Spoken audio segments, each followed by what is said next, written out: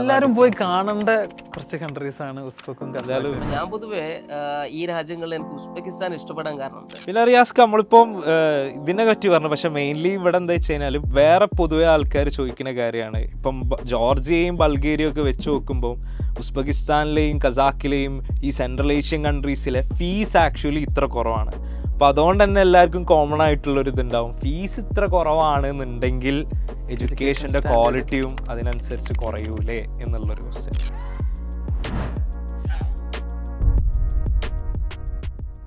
ഇനിയിപ്പോൾ അടുത്തൊരു കാറ്റഗറി എന്ന് പറഞ്ഞു കഴിഞ്ഞാൽ ശരിക്ക് ബഡ്ജറ്റ് ഓപ്ഷനാണ്. അതായത് ഇപ്പോൾ ബഡ്ജറ്റ് ഓപ്ഷൻ എന്ന് പറയുമ്പോൾ ഉസ്ബെക്കിസ്ഥാൻ, കസാഖിസ്ഥാൻ, റഷ്യ, കിർഗിസ്ഥാൻ ഇതുപോലുള്ള രാജ്യങ്ങളാണ്. അപ്പോൾ ഈ ഒരു സെൻട്രൽ ഏഷ്യയിൽ ശരിക്കും 5 രാജ്യങ്ങളാണ്: Kazakhstan, Kyrgyzstan, Tajikistan, Turkmenistan, Uzbekistan. അപ്പോൾ ഈ രാജ്യങ്ങളിലൊക്കെ ഈ തുർക്ക്മെനിസ്ഥാനിലധികം എന്ത് ചെയ്യുന്നില്ല. എല്ലാവർക്കും ഈ സ്ഥാൻ വരാനുള്ള കാരണം എന്താണ് റിയാസ്ക?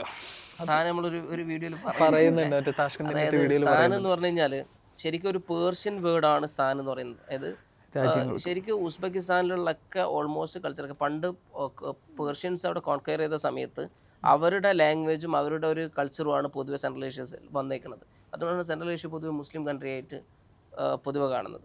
അപ്പോൾ ഈ സ്ഥാൻ എന്ന് പറഞ്ഞു കഴിഞ്ഞാൽ ഇതിൽ അതായത് പേർഷ്യൻ വേർഡിൽ സ്ഥലം അല്ലെങ്കിൽ ഒരു പ്ലേസ് എന്ന് പറഞ്ഞാൽ ലാൻഡ് എന്ന് പറഞ്ഞുള്ള ഒരു മീനിങ്ങിലാണ്. ഹിന്ദുസ്ഥാനും അതുപോലെ തന്നെ പേർഷ്യൻസ് തന്നെയാണ്. മുഗൾ പേർഷ്യൻസ് ആണ്. മുഗൾ മൊത്തം ഭരിച്ച് ഇന്ത്യ മുഴുവൻ ഭരിച്ചുകൊണ്ടിരുന്ന ഒരു ഓൾമോസ്റ്റ് ഒരു ഇന്ത്യ മുഗളാണല്ലോ ഭരിച്ചുകൊണ്ടിരുന്നത്. മുഗൾസ് എന്ന് പറഞ്ഞു കഴിഞ്ഞാൽ പേർഷ്യൻസ് ആണ്. അപ്പോൾ ആ ഒരു കൾച്ചറാണ്. അതുകൊണ്ടാണ് ഹിന്ദുസ്ഥാൻ വന്നേക്കുന്നത്. എല്ലാത്തിലുള്ള സ്ഥാനുണ്ട്. ചില ഉസ്ബെക്കിസ്ഥാൻ, അഫ്ഗാനിസ്ഥാൻ ചില ആൾക്കാർ കേൾക്കുമ്പോൾ പാകിസ്ഥാൻ, അഫ്ഗാനിസ്ഥാനും ഒക്കെ ആയിട്ട് റിലേറ്റ് ചെയ്യണവരുണ്ടോ? അതെ, പക്ഷെ അത് പോയി കണ്ടു കഴിഞ്ഞാലാണ് വ്യത്യാസം. ഡൽഹി പോയി തിരിച്ചു വന്ന് ഡൽഹിയിൽ ഇറങ്ങിയപ്പോൾ ഒരു വ്യത്യാസം ഉണ്ടായിരുന്നു. അതുകൊണ്ട് ഞാൻ പറയുന്നത് വെച്ചാൽ പൊതുവെ സ്ഥാൻ കേൾക്കുമ്പോൾ ചെറിയൊരു ഫിയർ ഫാക്ടർ ചില ആൾക്കാരുടെ ഉണ്ടാവും. ഓപ്പൺ ആയിട്ട് പറയാറുണ്ട്. അതായത് ഉസ്ബെക്കിസ്ഥാൻ എന്നൊക്കെ പറയുന്ന സമയത്ത് അവിടെ പോയി കണ്ടു കഴിഞ്ഞാലാണ് നമുക്ക് ശരിക്കും മനസ്സിലാവുള്ളൂ. ശരിക്ക് നമുക്കൊരു 3 ദിവസം കൊണ്ട് ഉസ്ബെക്കിന്റെ വിസ കിട്ടും, ടൂറിസ്റ്റ് വിസ. വളരെ കുറഞ്ഞ ചെലവിൽ പോയി വരാൻ പറ്റുന്ന രാജ്യമാണ് ഉസ്ബെക്കിസ്ഥാൻ. ചീപ്പസ്റ്റ് കൺട്രിയാണ്. എന്താണെന്ന് വെച്ച് കഴിഞ്ഞാൽ നമുക്ക് 2000-2500 രൂപ വിസക്കുള്ളൂ, $20. അപ്പോൾ $20 വിസ എടുത്തു കഴിഞ്ഞാൽ നമുക്ക് എന്തെന്ന് വെച്ച് കഴിഞ്ഞാൽ അവിടുത്തെ പെട്ടെന്ന് തന്നെ വിസ റിജക്ഷനോ കാര്യങ്ങളോ ഈ ഷോമണിയോ കാര്യങ്ങളോ ഒന്നും കാണിക്കേണ്ട കാര്യമില്ല. നേരെ വിസ എടുക്കുക, പോകാൻ പറ്റും. ഒരു ദിവസത്തേക്ക് ഓൾമോസ്റ്റ് ഒരു 5000 രൂപ ഒരാൾക്ക് എക്സ്പെൻസ് വരുള്ളൂ. രണ്ടാൾക്കാണെങ്കിൽ ഓൾമോസ്റ്റ് 8000 രൂപയൊക്കെ വരുള്ളൂ. അതായത് നമ്മൾ കുറച്ചൊരു നല്ല രീതിയിൽ ഫുഡൊക്കെ കഴിച്ച് നിൽക്കുകയാണെങ്കിൽ, അതായത് ഒരു 5 ദിവസം പോയി നിന്ന് കഴിഞ്ഞാൽ നമുക്ക് എന്താ വെച്ചാൽ ഉസ്ബെക്കിസ്ഥാൻ എന്ന് പറഞ്ഞ രാജ്യത്തെ കണ്ടുവരാൻ പറ്റും. അപ്പോൾ അത്രയും അവൈലബിൾ ആയിട്ടുള്ള രാജ്യമാണത്. അപ്പോൾ ഈ രാജ്യങ്ങൾ കണ്ടാലാണ് നമുക്ക് മനസ്സിലാവുള്ളൂ എത്രത്തോളം ലൈക്ക് എന്താണെന്നുള്ളത്. എല്ലാരും പോയി കാണേണ്ട കുറച്ച് കൺട്രീസ് ആണ് ഉസ്ബെക്കും കസാഖും. ഇപ്പൊ ഒരുപാട് ടൂറിസ്റ്റേഴ്സ് മെയിൻലി എന്റെ ഫ്രണ്ട്സ് ആണെന്നുണ്ടെങ്കിലും ഒരുപാട് ആൾക്കാർ ദുബായിലുള്ളവർക്ക് ഓൺ അറൈവൽ വിസയാണ്. പോയി വരാനൊക്കെ ഭയങ്കര കൺവീനിയന്റ് ആണ് അവർക്കൊക്കെ. എല്ലാവരും പോകുന്നുണ്ട് ഇപ്പം മെയിൻലി. ഒരുപാട് ആളുകൾ ഇപ്പം എന്ത് ചെയ്തിട്ടുണ്ട്, ഈ രാജ്യങ്ങളിലേക്കൊക്കെ പോയി തുടങ്ങിയിട്ടുണ്ട്. കാരണം നമ്മൾ വിചാരിക്കുന്ന പോലെ ഭയങ്കര ബഡ്ജറ്റ് വേണ്ടി വരും എന്നൊക്കെ വിചാരിക്കും. ഇന്ത്യയിൽ വരുന്ന ബഡ്ജറ്റ് തന്നെ മതി. അവിടെ വെക്കേഷൻ ഇന്ത്യയിൽ വരുന്ന പോലെ തന്നെ 2 രാജ്യങ്ങൾ കണ്ടുവരാൻ പറ്റും. അപ്പം ഞാൻ പൊതുവേ ഈ രാജ്യങ്ങളിൽ എനിക്ക് ഉസ്ബെക്കിസ്ഥാൻ ഇഷ്ടപ്പെടാൻ കാരണം ഉസ്ബെക്കിസ്ഥാനിലെ ആളുകൾ ഭയങ്കര വെൽക്കമിങ് ആണ്. അതായത് നിങ്ങൾ പോയ സമയത്ത് തന്നെ കണ്ടിട്ടുണ്ടാവും. നമ്മളിങ്ങനെ ഞാൻ കുറച്ചുകൂടെ ഒറ്റക്കാണ് പോയത്. അപ്പോൾ ഒറ്റക്ക് ഓരോ സ്ഥലങ്ങളിൽ പോകുന്ന സമയത്തും ഒരുപാട് ആളുകൾ വരിക, പരിചയപ്പെടുക, ഫോട്ടോ എടുക്കുക, സെൽഫി എടുക്കുക. നമ്മളെന്തോ സെലിബ്രിറ്റി. എന്നോട് സെക്യൂരിറ്റി വന്നിട്ട് ഫോൺ എടുക്കുക, എന്താ ഷാറുഖ് ഖാന്റെ നമ്പർ ഒന്നും ഉണ്ടോ? അതേപോലെ ഞാൻ എന്തോ ഒരു റൈഡ് കഴിഞ്ഞ് ഇറങ്ങി വരികയാണ്. അപ്പോൾ ഹിന്ദുസ്ഥാൻ നേരെ അതിൽ പാട്ട് പണ്ടത്തെ കുറച്ചുകൂടി ഓൾഡ് ആയിട്ടുള്ള ആൾക്കാരാണ്. നമ്മളെ കാണുമ്പോ ഒരു തലക്കനക്കലോ. അത് പിന്നെ ഇവരെന്താന്ന് വെച്ച് കഴിഞ്ഞാൽ ഈ രാജ് കപൂറിന്റെ സിനിമകളൊക്കെയാണ് ഇപ്പയും അവരുടെ ചാനലുകൾ നമ്മൾ ഇട്ട് നോക്കി. ഉസ്ബെക്കിസ്ഥാനിൽ ടി വി പറഞ്ഞപ്പോ രജനീകാന്ത് ഉസ്ബെക്കും സംസാരിക്കണേ. അതേപോലെ തന്നെ രാജ് കപൂറിന്റെ ഒക്കെ സിനിമ നമ്മൾ ഇന്ന് വരെ കാണാത്ത രാജ് കപൂറിന്റെ സിനിമയൊക്കെയാണ് അവർ ഇപ്പയും കാണുന്നത്. അപ്പോൾ അതായത് അവർക്ക് ഇന്ത്യക്കാരെ ഭയങ്കര ഇഷ്ടമാണ്. ആ ഒരു വെൽക്കമിങ്, ആ ഒരു ആളുകൾ വല്ലാതെ നമ്മളെ വെൽക്കം ചെയ്യുന്ന സമയത്ത് നമുക്ക് അവിടെ നിൽക്കാൻ തോന്നും. ഇപ്പം നമ്മൾ ഏതെങ്കിലും ഒരു സ്ഥലത്ത്, ഞാനിപ്പം ഉസ്ബെക്കിലൊക്കെ പല ഉള്ളിലെ ഗ്രാമങ്ങളിൽ, ഇപ്പം പിന്നെ ആൻറ്റിജനിൽ അതേപോലെ തന്നെ നമങ്ങാനിലൊക്കെ പോകുന്ന സമയത്ത് നമങ്ങാനിലൊക്കെ അവർക്ക് തീരെ ഇംഗ്ലീഷ് അറിയില്ല. അപ്പോൾ താഷ്കന്ത് കമ്പാരിറ്റീവ്ലി ബെറ്റർ ആണെങ്കിൽ പോലും താഷ്കന്തിലും അറിയുന്ന ആൾക്കാർ കുറവാണ്. അപ്പോൾ ഇങ്ങനെ പല സ്ഥലത്തും സ്റ്റോപ്പായി നിൽക്കുന്ന സമയത്ത് പിന്നെ ആരെങ്കിലും ഒരാൾ ഇംഗ്ലീഷ് അറിയുന്ന ആൾക്കാർ വരും, വന്നിട്ട് എന്താണ് കാര്യം എന്നൊക്കെ ചോദിച്ച് നമ്മളിങ്ങനെ ഹെൽപ്പ് ചെയ്യുന്നു. അപ്പോൾ നമുക്കിത് പേടിയാവും. കാരണം നമ്മുടെ നാട്ടിൽ ഹെൽപ്പ് ചെയ്യാന്ന് പറഞ്ഞു കഴിഞ്ഞാൽ എന്തെങ്കിലും ഒരു ബെനിഫിറ്റ് പ്രതീക്ഷിച്ചിട്ടാണ് എന്നുള്ളൊരു ചിന്ത നമുക്ക് വരും. അപ്പോൾ അങ്ങനെ പൊതുവെ അങ്ങനെ ഒരു വരും. കാരണം ഒരു കാര്യമില്ലാണ്ട് ഒരാൾ ഹെൽപ്പ് ചെയ്യേണ്ട കാര്യമില്ലല്ലോ എന്നുള്ളതല്ലേ. ഇവർ വന്ന് സാധനങ്ങളൊക്കെ റെഡിയാക്കി തന്നെ അവരങ്ങ് പോകും. നമുക്ക് തിരുവില്ല ഇതെന്താ സംഭവം എന്നുള്ളത് ആദ്യത്തെ എനിക്ക് മനസ്സിലായി. പിന്നെ മനസ്സിലായി ഇവരിങ്ങനെയാണ്. നമുക്ക് എന്തെങ്കിലും ഒന്ന് ഉണ്ടെന്നുണ്ടെങ്കിൽ അവർ വന്ന് ഹെൽപ്പ് ചെയ്തിട്ട് അവരങ്ങ് പോകും. അപ്പോൾ അതവരുടെ കൾച്ചറാണ്. അപ്പോൾ ഈ ഒരു രീതിയിലുള്ള കൾച്ചർ നമ്മൾ അതുപോലെ തന്നെ നമ്മളെ ഭയങ്കര വെൽക്കം അല്ലേ. അതായത് എവിടെ പോയി കഴിഞ്ഞാൽ നമുക്കൊരു ഒരു ഇതുണ്ടാവും. ഹോട്ടലിൽ പോയിട്ട് ആരും കണ്ട് നമ്മൾ ഉസ്ബെക്കിൽ പോയ സമയത്ത് ഒരു ടീച്ചേഴ്സിന്റെ ഒരു ഹോട്ടലിൽ ബുഹാറയിൽ പോകുന്ന സമയത്ത് ഒരു ഹോട്ടലിൽ നിർത്തിയിട്ട് ഫുഡ് കഴിക്കാൻ കയറിയതാണ്. അപ്പൊ അവിടെ ഒരു ടീച്ചേഴ്സ് ഡേന്റെ സെലിബ്രേഷൻ നടക്കുകയാണ്. നമ്മളെ കണ്ടപാട് അവർക്ക് എണീച്ചിരുന്ന് പാട്ടൊക്കെ പാടുക, ഡാൻസ് കളിക്കുക, അപ്പൊ ആ ഒരു രീതിയിലാണ് എല്ലാ സ്ഥലത്തും. ഇപ്പം ലാസ്റ്റ് ബുഹാറയിൽ രാത്രി നമ്മള് ബുഹാറയിലുള്ള ഒരു ഹോട്ടലിൽ ഫുഡ് കഴിച്ച് ഓർമ്മയുണ്ട്. ലാസ്റ്റ് ബുഹാറയിൽ മീനൊക്കെ വാങ്ങിയിട്ട് നമ്മൾ ബുഹാറിന്റെ ഉള്ളിൽ നിന്ന് കഴിച്ചിട്ടുണ്ടായിരുന്നു. ആ സമയത്ത് ഓരോ ഉസ്ബെക്കുകൾ വന്നിട്ട് അവിടെ ഇരിക്കുന്ന അവിടെ ഒരു ചെറിയൊരു മ്യൂസിക് ഇട്ടുണ്ട്. ഇവർ പിടിച്ച് വലിച്ചു കൊണ്ടുപോവാണ് ഡാൻസ് കളിക്കാൻ വേണ്ടിയിട്ട്. അപ്പോൾ ഇതുപോലെ ഇന്ത്യൻസിനെ അവർക്ക് ഭയങ്കര ഇഷ്ടമാണ്. അപ്പോൾ ഈ സാധനമാണ് നമ്മൾ ശരിക്കും അവിടെ നിൽപ്പിക്കുന്നത്. കാരണം ജീവിക്കാൻ നല്ലതാണ്. കാരണം എല്ലാവരും ഹെൽപ്പ് ചെയ്യുന്ന ആൾക്കാരാണ്, എല്ലാവരും ഭയങ്കര സ്നേഹത്തിലാണ് പെരുമാറുന്നത്.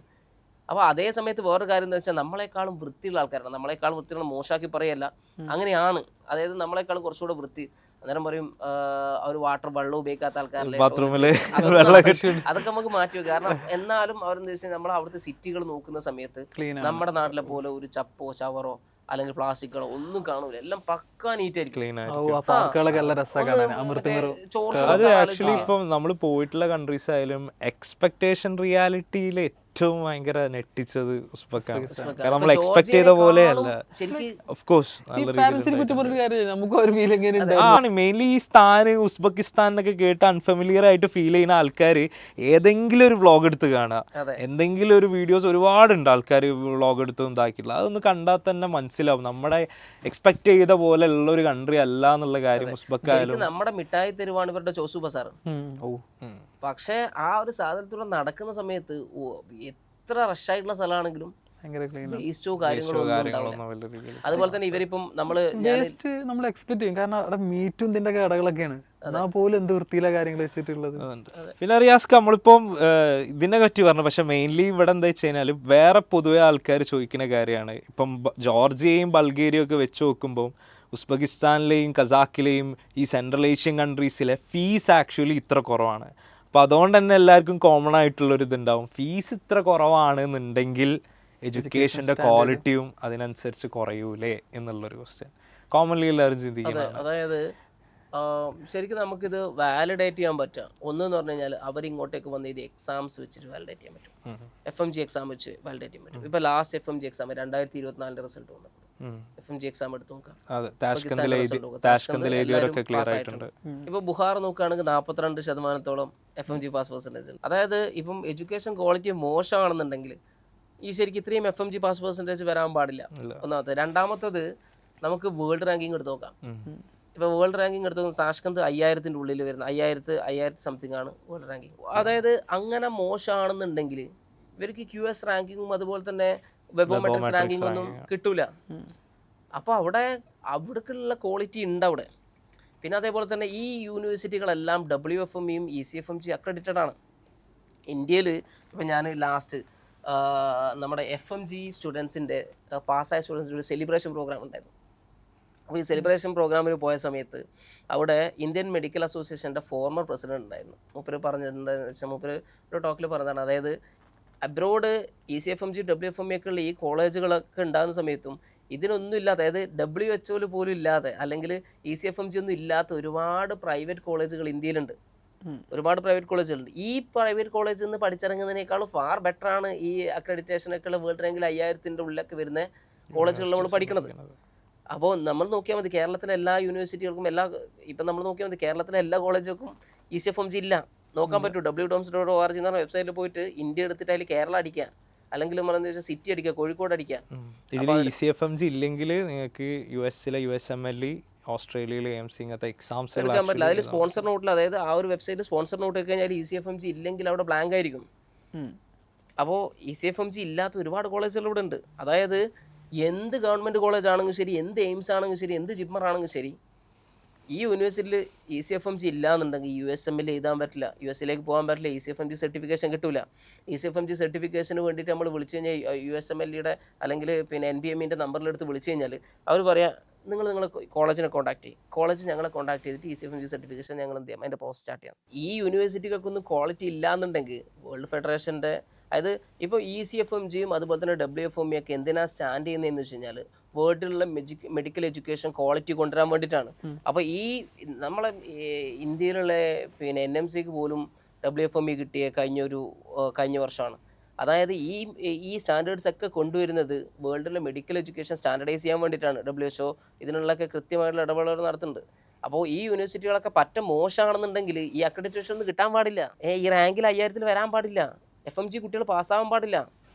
അപ്പോൾ ഇങ്ങനെയുള്ളൊക്കെ കോൺട്രഡിക്ഷൻ വരുന്ന സമയത്ത് ഇവിടെ പിന്നെ ഫീസ് മാത്രം കുറവായതുകൊണ്ട് ഒരിക്കലും ഒരു രാജ്യം മോശമാണെന്ന് പറയാൻ പറ്റില്ല. വേറൊരു കാര്യം, ലിവിങ് എക്സ്പെൻസ് നല്ലപോലെ ഡിഫറൻസ് ഉണ്ടായതുകൊണ്ട് അത് ഫീൽ ചെയ്യും. കാരണം ജോർജിയയിൽ ഒരു മാസം ഒരു സ്റ്റുഡൻറ്റിന് നിൽക്കണം എന്നുണ്ടെങ്കിൽ 25,000 ഉണ്ട്, ബൾഗേറിയയിൽ നിൽക്കണം എന്നുണ്ടെങ്കിൽ 35,000 സംതിങ് വരുന്നുണ്ട്. പക്ഷേ ഇങ്ങനത്തെ കൺട്രീസിൽ ഒരു മാസം ഒരാൾക്ക് നിൽക്കണം എന്നുണ്ടെങ്കിൽ സെൽഫ് കുക്കിങ്ങും കാര്യങ്ങളൊക്കെ ആണെങ്കിൽ 10,000 to 15,000 പെർ മന്ത് ഒരു മാസം മതി. അത് ഡൗൺ ദ ലൈൻ 6 ഇയേഴ്സിലേക്ക് നോക്കുമ്പോൾ നല്ല ഡിഫറൻസ് വരും. ജോർജിയയിൽ ലിവിങ് എക്സ്പെൻസ് മാത്രം നോക്കുമ്പോൾ ഒരു 18 ലക്ഷം വരും 6 വർഷത്തേക്ക്. പക്ഷെ ഇങ്ങനത്തെ കൺട്രീസ് ആണെന്നുണ്ടെങ്കിൽ അറൗണ്ട് അതൊരു 10 lakh സംതിങ് തന്നെ ഉണ്ടാവില്ല, ആ ഒരു റേഞ്ചിൽ തന്നെ വരുന്നുണ്ടാവുള്ളൂ. അപ്പോൾ ലിവിങ് എക്സ്പെൻസും കുറയുന്നതും കൊണ്ട് തന്നെ 6 ഇയേഴ്സിൻ്റെ ടോട്ടൽ ബഡ്ജറ്റിൽ നല്ല വ്യത്യാസം വരും. നമ്മുടെ ഇപ്പോൾ ഉസ്ബെക്കിൻ്റെ കാര്യം നോക്കുകയാണെങ്കിൽ ഉസ്ബെക്കിൻ്റെ നമ്മൾ നേരത്തെ പറഞ്ഞ പോലെ കൾച്ചറിൻ്റെ കാര്യം നമുക്ക് ആദ്യം, അതായത് ഓരോ രാജ്യങ്ങളായിട്ട് പോവാം. ഉസ്ബെക്കിൻ്റെ കാര്യം രാജ്യങ്ങളായിട്ടില്ല, ജസ്റ്റ് പറയണം. ഇപ്പോൾ സെൻട്രൽ ഏഷ്യയിൽ നമുക്കിപ്പം ബഡ്ജറ്റ് ഓപ്ഷനിൽ നമുക്ക് ഇൻക്ലൂഡ് ചെയ്യാൻ പറ്റുന്ന കൺട്രീസാണ് Uzbekistan, Kazakhstan, Russia, Kyrgyzstan, Tajikistan, ഇതെല്ലാം ഉള്ളത്.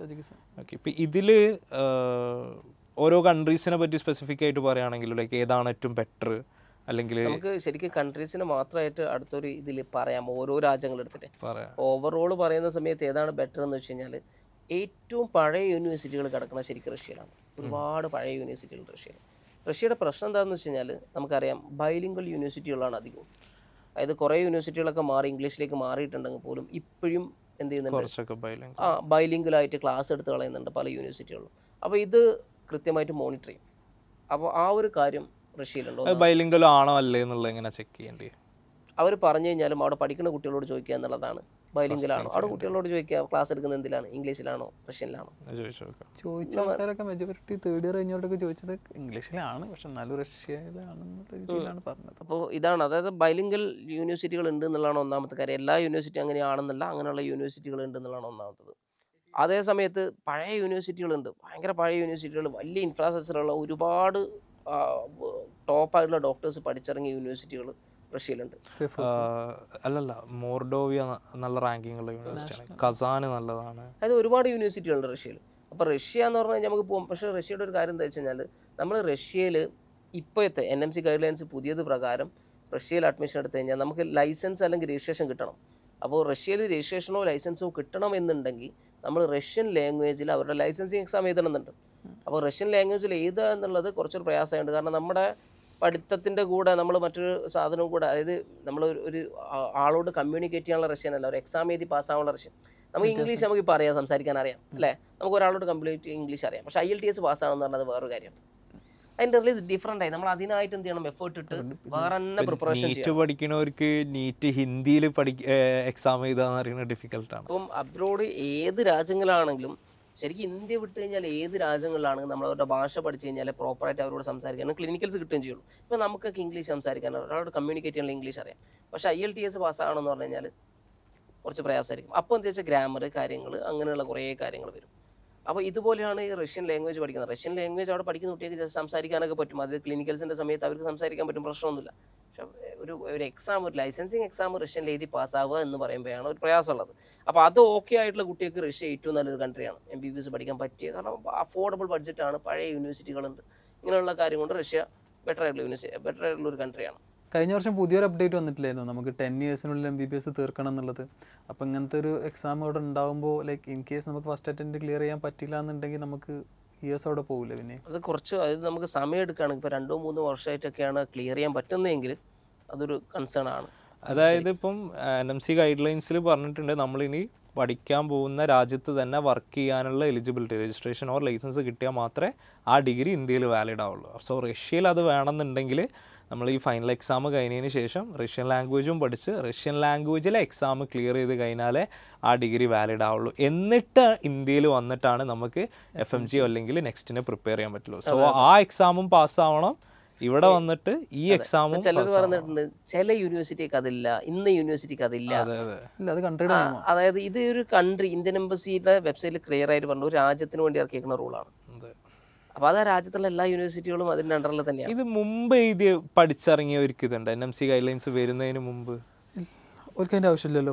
NMC ഗൈഡ് ലൈൻസ് വരുന്നതിന്റെ മുന്നേ ഇറങ്ങിയ ആൾക്കാർക്ക് ഇത് പ്രശ്നമില്ല. 2021 മുന്നുള്ള ചില കുട്ടികൾ അത് എഴുതിയിട്ടുണ്ട്, ഭയങ്കര പാടാന്ന് പറഞ്ഞിട്ടുണ്ട്. അത് ചിലപ്പം ലൈസൻസ് എടുത്തിട്ട് അവിടെ വർക്ക് ചെയ്യാൻ വേണ്ടിയിട്ട് എഴുതിയ ആൾക്കാരായിരിക്കാം. അപ്പൊ അവർക്ക് അത് ആവശ്യമില്ല, വേണമെങ്കിൽ. സോ ഇങ്ങനത്തെ ഒരു എക്സാം ബാക്കിയുള്ള രാജ്യങ്ങൾക്ക് ഉണ്ടോ? ബുഹാറെന്നും താഷ്കന്തൊക്കെ പഠിച്ചിറങ്ങിയ കുട്ടികളുണ്ട്.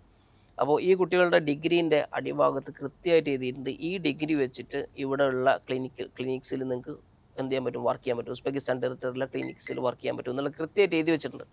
അതായത് ഉസ്ബെക്കിസ്ഥാനിൽ പഠിച്ച് ഉസ്ബെക്കിസ്ഥാനിൽ വർക്ക് ചെയ്യാൻ പറ്റുന്ന ഒരു ഡിഗ്രി സർട്ടിഫിക്കറ്റ് തന്നെ ക്ലിയർ ആയിട്ട് എഴുതിയിട്ടുണ്ട്. അതുപോലെ തന്നെ ഉസ്ബെക്കിൽ വർക്ക് ചെയ്യുന്ന ഡോക്ടേഴ്സ് ഉണ്ട്. MBBS കഴിഞ്ഞിട്ട് ഉസ്ബെക്കിൽ പഠിച്ച് MBBS കഴിഞ്ഞ് ഉസ്ബെക്കിൽ തന്നെ വർക്ക് ചെയ്യുന്ന ഡോക്ടേഴ്സും ഉണ്ട്. അപ്പോൾ ഇതവിടെ ലിവിങ് പ്രൂഫ് ഉണ്ട് അവിടെ.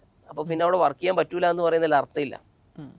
അപ്പോൾ രാജ്യത്തിൻ്റെ കാര്യം ഇതാണ് നമുക്ക് പറയാനുള്ളത്. ഇനിയിപ്പോൾ നമുക്ക് ബാക്കിയുള്ള NMC ഗൈഡ് ലൈൻസ് ഒക്കെ യൂണിവേഴ്സിറ്റി റിലേറ്റഡ് ആയിട്ടുള്ള കാര്യങ്ങളാണ്. അത് നമുക്ക് യൂണിവേഴ്സിറ്റിൻ്റെ കാര്യങ്ങൾ ഡിസ്കസ് ചെയ്യുന്ന സമയത്ത് അതിൽ പറയാം.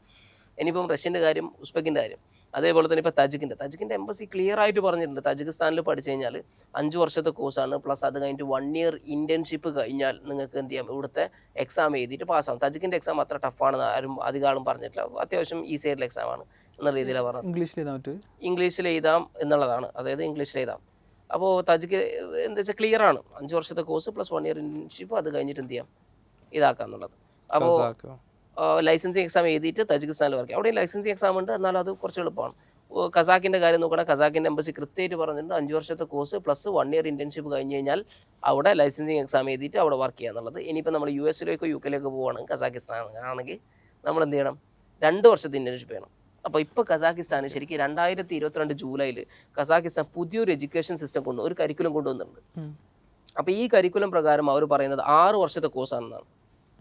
അപ്പോൾ ഈ 5 വർഷത്തെ കോഴ്സ് പ്ലസ് 1 ഇയർ. പക്ഷേ UK US ഒക്കെ പറയണത് അവർക്ക് 5500 ക്ലോക്ക് അവേഴ്സുള്ള ക്ലിനിക്കൽസ് ഉണ്ടെങ്കിൽ മാത്രമേ അവരെ ആ ഡിഗ്രി എടുക്കുള്ളൂ. അപ്പോൾ ഇത് വെച്ച് നോക്കുന്ന സമയത്ത് കസാക്കിസ്ഥാനിൽ 5 വർഷത്തെ കോഴ്സ് പ്ലസ് 2 വർഷത്തെ ഇൻറ്റേൺഷിപ്പ് ഉണ്ടെങ്കിലാണ് ശരിക്കും നമുക്ക് UK-ലേക്ക് പോകാൻ പറ്റുക. 2 വർഷത്തെ ഇൻറ്റേൺഷിപ്പ് വേണം നമുക്ക്, എന്നാൽ മാത്രമേ UK-ൽ. ഇതുവരെ കസാക്കിസ്ഥാനിൽ പഠിച്ചിട്ട് UK-ലൊക്കെ വർക്ക് ചെയ്യുന്ന ആൾക്കാർ 5 വർഷത്തെ കോഴ്സ് കഴിഞ്ഞിട്ട് 2 വർഷത്തെ ഇൻറ്റേൺഷിപ്പ് ചെയ്തിട്ടുണ്ട്. ഈ പുതിയ എഡ്യൂക്കേഷൻ സിസ്റ്റം കൊണ്ടുവന്നു കഴിഞ്ഞാൽ പോലും സെയിം സാധനത്തിലല്ലേ ഈ അപ്ഡേറ്റ് കൊണ്ടുവരുന്നത്. എന്തായാലും 2 വർഷം ചെയ്യേണ്ടി വരും UK-ലാണ്. പക്ഷേ ഇന്ത്യയിലേക്ക് വരുന്ന കുട്ടികളെ സംബന്ധിച്ചിടത്തോളം 5+1 തന്നെ മതിയാവും. കിർഗിസ്ഥാനിൽ ഇതുവരെ നമുക്ക് ശരിക്കും ഒരു എംബസിയുടെ ഭാഗത്തുനിന്ന് ഇങ്ങനെയാണ് കിർഗിസ്ഥാൻ്റെ റൂൾ എന്നുള്ള രീതിയിൽ ഒരു അപ്ഡേറ്റ് കിട്ടിയിട്ടില്ല. അതായത് ഇങ്ങനെയാണ് എന്നുള്ള രീതിയിൽ എംബസി പറഞ്ഞിട്ടില്ല. നോർമലി അവിടെ എങ്ങനെയാണെന്ന് വെച്ച് കഴിഞ്ഞാൽ MBBS കഴിഞ്ഞ് PG കഴിഞ്ഞിട്ടാണ് പിന്നെ രജിസ്ട്രേഷനിലേക്ക് ലൈസൻസിലേക്ക് പോകുന്നത്. അപ്പോൾ ഉസ്ബെക്കിൽ ഞാൻ പറഞ്ഞില്ലേ, അതായത് ഉസ്ബെക്കിൽ ഇപ്പം ഞങ്ങൾ ഇപ്പോൾ ലാസ്റ്റ് നമ്മൾ പോയ സമയത്ത് ഫ്ലാറ്റ് എടുക്കാൻ വേണ്ടിയിട്ട്, നമ്മൾ ആഷിക്കിന് ഫ്ലാറ്റ് എടുക്കാൻ വേണ്ടിയിട്ട്, ആഷിക്കിന് അവിടെ നിൽക്കാൻ വേണ്ടിയിട്ട് ഫ്ലാറ്റ് എടുക്കാൻ, നമ്മൾ ഫ്ലാറ്റ് മാറാൻ വേണ്ടിയിട്ട് ഫ്ലാറ്റ് നോക്കാൻ വേണ്ടി പോയി. അപ്പോൾ TMAയുടെ തൊട്ടടുത്താണ് ആ ഒരു ശരിക്കും ഒരു കമ്മ്യൂണിറ്റിയാണ്. ആ കമ്മ്യൂണിറ്റിയിലേക്ക് കയറി ഒരു ഫ്ലാറ്റ് കാണാൻ പോയതാണ്. ഫ്ലാറ്റൊക്കെ കണ്ട് നല്ല ഫ്ലാറ്റാണ്. അവിടെയുള്ള കമ്മ്യൂണിറ്റിയിലുള്ള ആൾക്കാർ ഒന്നിച്ച് തീരുമാനിച്ചേക്കാണ് ഇവിടേക്ക് ഇന്ത്യൻ സ്റ്റുഡൻസിന് അപ്പാർട്ട്മെൻറ്റ് കൊടുക്കില്ല. ഞാൻ അതെന്താ അങ്ങനെയാണ് പറഞ്ഞു, ഇവിടെ ഇതിൻ്റെ മുന്നിൽ നിന്നേക്കുന്ന കുട്ടികൾ ഭയങ്കര വൃത്തിയേടാക്കിയിട്ടും ആ ഒരു അപ്പാർട്ട്മെൻറ്റ്. അതുപോലെ തന്നെ രാത്രി നമ്മളെ സംബന്ധിച്ചിടത്തോളം, അതായത് ഇന്ത്യക്കാരുടെ ഏറ്റവും വലിയ പ്രശ്നം എന്താ പറയുക, ഇന്ത്യക്കാർ നമ്മുടെ കൾച്ചർ എന്ന് പറഞ്ഞു കഴിഞ്ഞാൽ, നമ്മുടെ പ്രശ്നമല്ല, നമ്മുടെ കൾച്ചർ എന്ന് പറഞ്ഞു കഴിഞ്ഞാൽ ഒരുപാട് കളേഴ്സും ഒരുപാട് സൗണ്ട്സും ഒരുപാട് സെലിബ്രേഷനുള്ള കൾച്ചറാണ്. അതുകൊണ്ട് തന്നെ ഇത് നമുക്ക് നമ്മളല്ലേ ഒരുപാട് കളേഴ്സും നമ്മളെ ഏത് പരിപാടി നോക്കുകയാണെങ്കിൽ കളർഫുള്ളാണ്. മരിച്ചാൽ പോലും പടക്കം പൊട്ടിച്ച് ആഘോഷിക്കുന്ന ആൾക്കാരാണ് നമ്മൾ. അതായത് നമ്മുടെ അത്രയും സെലിബ്രേഷൻസ് ഉള്ള ഒരു കൾച്ചറാണ്. അവരെ സംബന്ധിച്ചിടത്തോളം ഇന്ത്യ വിട്ട് കഴിഞ്ഞാൽ, അതായത് ഇന്ത്യ, പാകിസ്ഥാൻ, ശ്രീലങ്ക, ബംഗ്ലാദേശ് വിട്ട് കഴിഞ്ഞാൽ, നേപ്പാളും കഴിഞ്ഞ് കഴിഞ്ഞാൽ പിന്നെയുള്ള രാജ്യങ്ങളെല്ലാം ഒരു സൈലൻറ്റ് രാജ്യങ്ങളാണ്, ഒരു പരിധിവരെ സൈലൻ്റാണ്. അപ്പോൾ ഇവിടെ അവർ രാത്രി ഒരു 8 മണി 8:30 9 മണിയായി കഴിഞ്ഞാൽ, നമുക്കറിയാം താഷ്കന്തൊക്കെ 10 മണിയാകുമ്പോഴത്തേക്ക് ക്ലോസ് ആകും. പാൻഡിജനൊക്കെ നോക്കുകയാണെങ്കിൽ, അല്ലെങ്കിൽ ബുഹാറൊക്കെ നോക്കുകയാണെങ്കിൽ 8 8:30 9 മണിയാകുമ്പോഴത്തേക്ക് ഫുള്ള് ക്ലോസ് ആവും. അപ്പോൾ ഇങ്ങനെയുള്ള കൾച്ചറിൽ ജീവിക്കുന്ന ഒരു 8 മണിയാകുമ്പോഴത്തേക്ക് ഉറങ്ങുന്ന ആൾക്കാരാണ് ഇവർ. അപ്പോൾ ഇവരുടെയൊക്കെയാണ് രാത്രി 10 മണിക്ക് നല്ല മ്യൂസിക് ഇട്ടിട്ട് ഇവർ കുട്ടികൾ കളിക്കണ്ടാവുക ഡാൻസ്. ബർത്ത്ഡേ പാർട്ടി ഉണ്ടെങ്കിൽ അന്ന് ആ കോംപ്ലക്സിലുള്ള ഒരാൾ ഉറങ്ങൂല. അങ്ങനെയാണ് നമ്മൾ പൊതുവേ നമ്മുടെ നാട്ടിലും അങ്ങനെ തന്നെ. നമ്മുടെ നാട്ടിൽ പിന്നെ കുഴപ്പമില്ല, നമുക്ക് ശീലമാണ് എല്ലാവർക്കും. അപ്പൊ ഇങ്ങനെയുള്ള ഒരു രാജ്യത്ത് പോയിട്ട് ഇപ്പൊ കാനഡയിൽ ലാസ്റ്റ് ഒരു വൈറലായിട്ടുള്ള റീൽ ഉണ്ടായിരുന്നു അല്ലെ, ബസ്സിന്ന് പാട്ട് പാടിയിട്ടൊക്കെ അവിടെയുള്ള കനേഡിയൻ സിറ്റിസനൊക്കെ ഭയങ്കരമായിട്ട് ഇതാക്കുന്നത്. പിന്നെ കാനഡയിലുള്ള ഒരു ഓൾഡ് ആയിട്ടുള്ള ആള് ഇന്ത്യൻ്റെ വീട്ടിൽ കയറിയിട്ട് ഇറങ്ങി പോടുക എന്നുള്ള രീതിയിലൊക്കെ പറയുന്നതൊക്കെ. ഇതിന്റെ പ്രശ്നം എന്താ വെച്ച് കഴിഞ്ഞാൽ നമ്മുടെ ഒരു പ്രശ്നം, നമ്മുടെ കൾച്ചർ എവിടെയാണോ നിൽക്കുന്നത് അവിടെ കൊണ്ടുപോയിട്ട് അടിച്ച് ഏൽപ്പിക്കാൻ നോക്കും. നമ്മുടെ കൾച്ചറിൽ നിൽക്കാൻ നോക്കും. അവരുടെ നാട്ടിൽ ജീവിക്കുന്ന സമയത്ത് അവരുടെ കൾച്ചർ അഡോപ്റ്റ് ചെയ്തിട്ട് ആ രീതിയിൽ നിൽക്കാൻ പറ്റണം നമുക്ക്. പല സമയത്ത് നമുക്കത് പറ്റൂല. നമ്മുടെ കൾച്ചർ അവിടെ കൊണ്ടുവരാൻ നോക്കും. അതാണ് അതിന്റെ പ്രശ്നം. അപ്പൊ രാത്രിയൊക്കെ ഇവർ പാട്ട് പാടി, പിന്നെ അതേപോലെ തന്നെ ഫുഡ് കുക്ക് ചെയ്യുക. അതായത് ഇന്ത്യ വിട്ടാല് നമുക്കറിയാം നമ്മളൊക്കെ എന്താ കഴിച്ചേക്കുന്നത്. ഇപ്പൊ ജോർജിയയിലൊക്കെയാണ് കുറെ മലയാളി റെസ്റ്റോറന്റ് ഉണ്ട്. ഉസ്ബെക്കിലൊന്നും ഇന്ത്യൻ റെസ്റ്റോറന്റ് താഷ്കന്തിൽ മാത്രമേ ഉള്ളൂ, ഓരോ മെയിൻ സിറ്റികളിൽ മാത്രമേ ഉള്ളൂ. അതന്നെ മെയിൻ സിറ്റികൾ താഷ്കന്തും സമർക്കന്തും ബുഹാറയിലും മാത്രമേ ഉള്ളൂ. ബാക്കിയുള്ള സിറ്റികളിലൊന്നും ഇന്ത്യൻ റെസ്റ്റോറന്റ് നമുക്ക് കാണാൻ പറ്റില്ല. അപ്പോൾ ഇന്ത്യൻ റെസ്റ്റോറൻറ്റ് തന്നെ അത്രയും റെയർ ആയിട്ടുള്ള സ്ഥലങ്ങളാണ്. അപ്പോൾ ഇവിടെ അവരുടെ ഫുഡുകൾ നമുക്കറിയാലോ, എരിവും പുളിയും സമൂസ ഇതൊക്കെയാണ് അധികം. സമൂസ എന്ന് പറയുമ്പോൾ നമ്മുടെ നാട്ടിലെ സമൂസ ഒന്നല്ല, അതായത് അല്ലേ പുഴുങ്ങിയ ചിക്കനൊക്കെ ആയിട്ടുള്ള, ചിക്കനും ഉള്ളിയും തക്കാളി ഉണ്ടോ? തക്കാളി ഇല്ല, ചിക്കനും ഉള്ളിയായിട്ടുള്ള പുഴുങ്ങിയ സാധനമാണ്. സാധനം ടേസ്റ്റ് ഉണ്ട്, പക്ഷെ എന്താ മസാല അല്ല. അപ്പോൾ ഇങ്ങനെയുള്ള വളരെ മൈൽഡ് ആയിട്ടുള്ള സ്പൈസ് കഴിക്കുന്ന ആൾക്കാരുടെ കമ്മ്യൂണിറ്റിന്റെ ഇടയിലുള്ള ഒരു ഫ്ലാറ്റിലാണ് കോഴി പൊരിക്കുന്നുണ്ടാവും. ഏത് മുളകൊക്കെ കിട്ടി ഇന്ത്യയിൽ നിന്ന് കൊണ്ടുപോയ മുളകും മഞ്ഞളൊക്കെ കിട്ടിയിട്ട് കോഴി പൊരിക്കുന്നുണ്ടാവും. ഈ സ്മെല്ലടിച്ച് കഴിഞ്ഞാൽ നമ്മളിപ്പോൾ ലാസ്റ്റ് പറഞ്ഞില്ല, ഒരു സ്റ്റാഫിനെ ഹയർ ചെയ്യുന്ന സമയത്ത് ആ സ്റ്റാഫിന് ഒരു ബിരിയാണി വാങ്ങി കൊടുത്തിട്ട് കഴിക്കാൻ പറ്റില്ല. ഭയങ്കരമായിട്ട് കുരക്കായിരുന്നു അവർ ആ ബിരിയാണി കഴിച്ചിട്ട്. ആ എരിവ് കൊണ്ട് തീരെ പറ്റണില്ല അവർക്ക്. മുഖമൊക്കെ ചൂന്ന് കരഞ്ഞാകെ പ്രശ്നമായിട്ടുണ്ടായിരുന്നു. അപ്പൊ ഇവരുടെ അടുത്താണ് ഈ സാധനം കൊണ്ടുപോയിട്ട് എന്ത് നമ്മൾ കുക്ക് ചെയ്യണത്, ഇതിന്റെ നടുവില്. അപ്പൊ ഇവരെ സംബന്ധിച്ചിടത്തോളം അവർക്ക് നിൽക്കാൻ പറ്റണില്ല. അവർക്ക് എന്തെന്ന് വെച്ചാൽ അവരുടെ ഇതിന് വ്യത്യാസമുണ്ട്. അതുകൊണ്ട് ഇന്ത്യൻ സ്റ്റുഡൻസിന് അപ്പാർട്ട്മെന്റ് കൊടുക്കൂല എന്ന് പറഞ്ഞേക്കാണ് അവരുടെ കമ്മ്യൂണിറ്റി മൊത്തം. അപ്പോൾ അതായത് നമ്മളെന്താന്ന് വെച്ചാൽ നമ്മളെ ഒരു സ്ഥലത്ത് എത്തിക്കഴിഞ്ഞാൽ അവരുടെ കൾച്ചറുമായിട്ട് നമ്മൾ അഡോപ്റ്റ് ആവണം. നമ്മുടെ കൾച്ചറോട് കൊണ്ടുവരാൻ നോക്കി കഴിഞ്ഞാൽ, ഇപ്പോൾ ജോർജിയയിൽ ഇതേ പ്രശ്നമുണ്ട്. ജോർജിയയിൽ അപ്പാർട്ട്മെന്റ് നോക്കിക്കഴിഞ്ഞാൽ നമ്മൾ വാട്സപ്പിൽ അപ്പാർട്ട്മെന്റിന്റെ ഓണർക്ക് മെസ്സേജ് അയച്ചു കഴിഞ്ഞാൽ ഇന്ത്യൻ സ്റ്റുഡൻസ് ആണോ, ഓക്കെ എന്നാൽ പറ്റില്ല. ഇന്ത്യൻ സ്റ്റുഡൻസ് ആണോ, പറ്റില്ല. ഇതന്നെ റിജക്ഷൻ. ഇന്ത്യൻ സ്റ്റുഡൻസിന് എടുക്കൂല എന്നുള്ള റിജക്ഷൻ ആണ് ഫുൾ. ഇന്ത്യൻ സ്റ്റുഡൻസിന് അപ്പാർട്ട്മെന്റ് ജോർജിയയിൽ ശരിക്കും കിട്ടുന്നില്ല. നല്ല പ്രയാസമാണ് കിട്ടാൻ. നല്ലൊരു അപ്പാർട്ട്മെന്റ് കിട്ടാൻ നല്ല പ്രയാസമാണ്. അതിന്റെ കാരണം എന്താണെന്ന് വെച്ച് കഴിഞ്ഞാൽ ഇതാണ് ഫുഡ്. അതേപോലെ തന്നെ നമ്മൾ കുക്ക് ചെയ്യുന്ന സമയത്ത് നമ്മൾ ഭയങ്കര ഓയിലിയാണ് നമ്മുടെ ഫുഡ്. അതുകൊണ്ട് നമ്മൾ കുക്ക് ചെയ്യുന്ന സമയത്ത് ഈ ചുമരിലൊക്കെ തെറിക്കും. അപ്പോൾ അവരുടെ ഇതൊക്കെ എന്ത് ചെയ്തെന്ന് വെച്ചാൽ ഫുള്ള് കളറാക്കി വെച്ചിട്ടുണ്ടാവും. പിന്നെ അതേപോലെ തന്നെ കുട്ടികൾ എന്ത് ചെയ്യുന്നത് വെച്ച് കഴിഞ്ഞാൽ നമ്മൾ അത്രയും നീറ്റായിട്ട് മെയിൻറ്റെയിൻ ചെയ്യുന്ന ആൾക്കാരല്ല, കുറച്ച് മെസ്സിയാണ്, ഞാൻ പൊതുവെ പറയാണ്.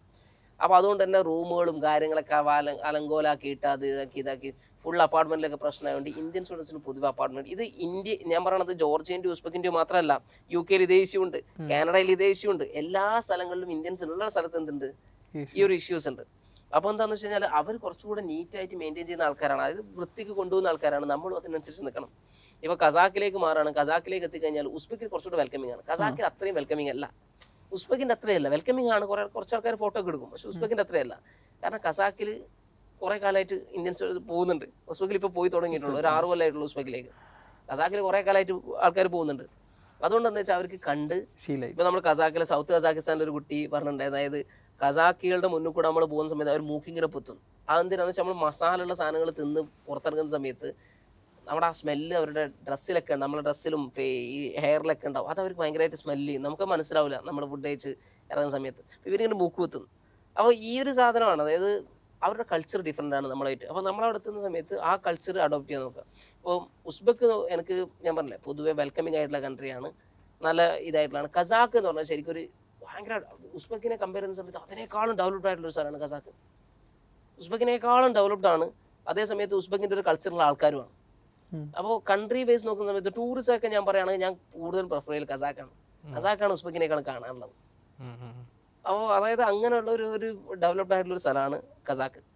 അപ്പോൾ കസാക്കിൽ ഒരുപാട് കസാക്കിൽ യൂണിവേഴ്സിറ്റികൾ ഞാൻ ബെറ്റർ ആണ് ഇല്ലെങ്കിൽ അടിപൊളിയാണെന്നൊന്നും പറഞ്ഞില്ല. ക്ലിനിക്കൽസ് ഒക്കെ പൊതുവെ കുറഞ്ഞ യൂണിവേഴ്സിറ്റികളുണ്ട്.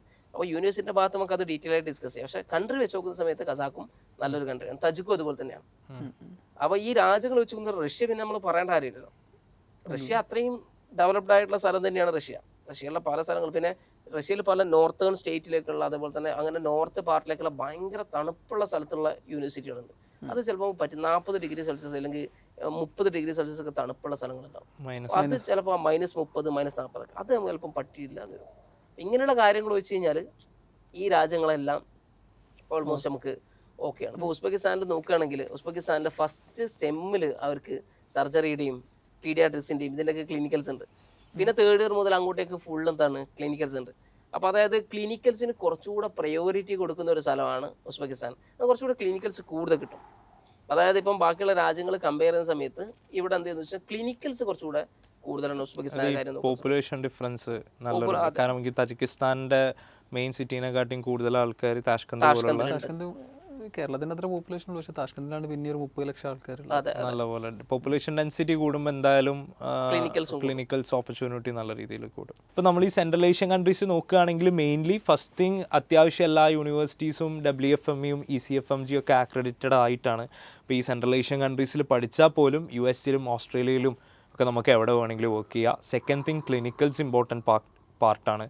ബാക്കിയുള്ള യൂറോപ്യൻസ് കൺട്രീസ് വെച്ച് കമ്പയർ ചെയ്യുമ്പോഴും ഉസ്ബെക്കിസ്ഥാൻ പോലുള്ള സ്ഥലങ്ങൾ, പ്രത്യേകിച്ച് താഷ്കന്തിലൊക്കെ തന്നെ അത്യാവശ്യം നല്ല രീതിയിൽ ക്ലിനിക്കൽസ് പോപ്പുലേഷൻ ഡെൻസിറ്റി ഉണ്ടായതുകൊണ്ട് തന്നെ ഫസ്റ്റ് ഇയർ മുതലേ എനിക്ക് തോന്നുന്നു ജോർജിയയിലൊന്നും ഇങ്ങനെ നല്ല രീതിയിൽ അങ്ങനെ കിട്ടാറില്ല.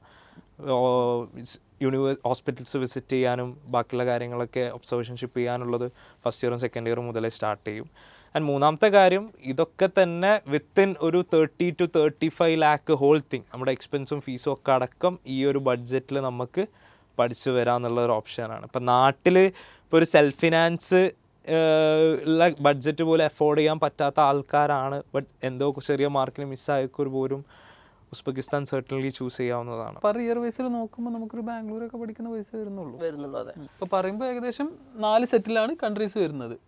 4 സെറ്റിലാണ് ആക്ച്വലി കൺട്രീസ് വരുന്നത്. അപ്പർ എഷലോൺ ആയിട്ട് നമുക്ക് UK, US, Canada, Australia, Germany അങ്ങനത്തെ കാര്യങ്ങൾ, ലക്സംബർഗ്, സ്വിറ്റ്സർലാൻഡ് അതൊക്കെ കൂട്ടാം. എങ്ങനെ പോയാലും പഠിക്കാൻ പറ്റുമെന്ന് വെച്ചാൽ പറ്റും. കുറേ അൺസർട്ടനിറ്റീസ് ഉണ്ട്. ഒരു 1 CR മേലോട്ട് എക്സ്പെൻസ് കാണണം. എൻട്രൻസ് എക്സാം ടൈറ്റാണ്. പിന്നുള്ളത് യൂറോപ്യൻ കൺട്രീസ്, അതായത് ഷെങ്കൻ യൂറോപ്യൻ യൂണിയനിലുള്ള countries, Bulgaria, Romania, Poland, Slovenia ഇതുപോലുള്ള രാജ്യങ്ങൾ. ബഡ്ജറ്റ് ആക്ച്വലി 75 lakh പ്ലസ് വരും. 65 to വരും. 65 മുതൽ 80 വരെയൊക്കെ നമുക്ക് ബഡ്ജറ്റ് കാണും. പക്ഷെ പഠിച്ചു കഴിഞ്ഞാൽ അവിടെ തന്നെ സെറ്റിൽ ചെയ്യാനും അവിടുത്തെ ക്ലിനിക്കൽ സ്പെക്ട്രവും ആൻഡ് ഷെങ്കൻ വിസ ആയതുകൊണ്ട് തന്നെ ബാക്കിയുള്ള രാജ്യങ്ങളൊക്കെ ട്രാവൽ ചെയ്യാനുള്ള ആക്സസിബിലിറ്റിയും കാര്യങ്ങളൊക്കെ ഭയങ്കര കൂടുതലാണ്. പിന്നെ വരുന്ന കാറ്റഗറി നമ്മുടെ യുറേഷ്യനിലുള്ള ജോർജിയ, മോൾഡോവ, അസർബൈജാൻ പോലുള്ള കൺട്രീസ്. ബഡ്ജറ്റ് കുറച്ചുകൂടി കംഫർട്ടബിൾ ആണ്. 45 to 50 lakh വരും. പക്ഷെ അത്യാവശ്യം ഒരു 6 കൊല്ലം കംഫർട്ടബിൾ ആയിട്ട് ഒരു ഡെവലപ്ഡ് സ്ഥലത്ത് തന്നെ പഠിക്കുകയും ചെയ്യാം. അത്യാവശ്യം നല്ലപോലെ ക്വാളിറ്റി ഉള്ള യൂണിവേഴ്സിറ്റീസും ഉണ്ട്. നല്ല ഇന്റർനാഷണൽ എക്സ്പോഷറും WFMEയും ECFMGയും ആക്രഡിറ്റഡ് ആയിട്ടുള്ള ഒരുപാട് യൂണിവേഴ്സിറ്റീസും നല്ലപോലെ ഉണ്ട്. ആൻഡ് ഇവരുടെ ഇടയിൽ ആ ഒരു പിയർ പ്രഷറും ഉണ്ടാവും. പുറത്ത് സെറ്റിൽ ആവാനുള്ള കാര്യങ്ങളൊക്കെ ഇവരോട് പഠിക്കുന്നതിൻ്റെ കൂടെ തന്നെ യൂണിവേഴ്സിറ്റീൻ്റെ സൈഡിൽ നിന്ന് തന്നെ ആ ഒരു ഹെൽപ്പും കാര്യങ്ങളും കിട്ടുന്ന യൂണിവേഴ്സിറ്റീസും ഉണ്ട്. പിന്നെ നമ്മുടെ ബഡ്ജറ്റ് ഓപ്ഷൻ, അതെ, ലോ ബഡ്ജറ്റിൽ ഒരു 30-35 പഠിച്ചു വരാം. ആൻഡ് ക്ലിനിക്കൽസും അത്യാവശ്യം നല്ല രീതിയിൽ കിട്ടും. എല്ലാ കൺട്രീസുമായിട്ട് ആക്രഡിറ്റഡും ആയിട്ടാണ് ഇത് വരുന്നത്. അപ്പം നമ്മൾ പറഞ്ഞ പോലെ കൺട്രി ചൂസ് ചെയ്യുന്ന സമയത്ത് മെയിൻലി നമ്മൾ അവിടുത്തെ ബഡ്ജറ്റ് നോക്കുക. സെക്കൻഡ് തിങ്, പഠിച്ച് കഴിഞ്ഞിട്ടുള്ള പ്ലാൻ എന്താണെന്നുള്ളത് നോക്കുക. ഇപ്പോൾ ഓരോ സ്റ്റുഡൻസിൻ്റെ കേസ് നോക്കുകയാണെന്നുണ്ടെങ്കിൽ ഒരാളിപ്പം പഠിച്ച് യൂറോപ്പിൽ സെറ്റിൽ ചെയ്യാൻ ആഗ്രഹിക്കുകയാണ്. പക്ഷെ ആൾക്ക് ബൾഗേറിയയുടെ അത്ര അഫോർഡ് ചെയ്യാൻ പറ്റൂല എന്ന് വിചാരിക്കുക. ആൾക്ക് പിന്നെ ജോർജിയ ആയിരിക്കും, ഉസ്ബെക്ക് ആയിരിക്കുമോ നല്ലത്.